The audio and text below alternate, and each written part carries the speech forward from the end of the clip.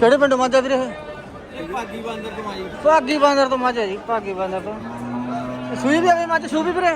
ਨਹੀਂ ਸੂਣ ਵਾਲੀ ਹੈ। ਸੂਣ ਵਾਲੀ ਆ। ਕਿੰਨੇ ਦਿਨ ਲਊਗੀ? ਇਹ ਹਫਤਾ ਲੈ ਇਹ ਹਫਤਾ ਲੈ ਦੂਗੀ। ਕੀ ਰੇਟ ਕਰਦਾ ਵੀਰੇ? ਇਹਦਾ 2 ਲੱਖ। ਲੈ ਵੀ ਰੇਟ ਹੈਗਾ ਬਾਈ ਕਹਿੰਦਾ 2 ਲੱਖ ਰੁਪਏ। ਮੱਝ ਸੋਹਣੀ ਆ ਜੀ। ਦੁੱਧ ਕਿੰਨੇ ਦਿੰਦਾ ਵੀਰੇ? ਉਹਦੇ ਨੇ ਪਰੋਣੇ 15-16 ਕਿਲੋ।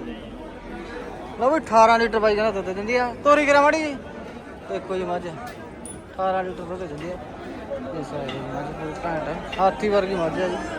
ਇਹ ਸਾਰੇ ਪੂਰੇ ਪਿਓਰ ਆ ਮੱਝ, ਬੜੀ ਸੋਹਣੀ ਮੱਝ ਹੈ। ਲਓ ਕੀ ਰੇਟ ਕਰਦਾ? 2 ਲੱਖ। 2 ਲੱਖ ਰੁਪਏ।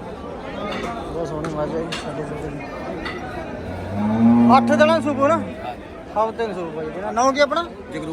ਜਗਰੂਪ ਸਿੰਘ। ਫੋਨ ਨੰਬਰ ਬੋਲ ਦੇ ਹੌਲੀ ਹੌਲੀ। 76 528 23 800। ਠੀਕ ਹੈ, ਵੀਡੀਓ ਸ਼ੇਅਰ ਕਰ ਦਿਓ ਦੱਬ ਕੇ। ਪਿੰਡ ਭਾਗੀ ਬਾਂਦਰ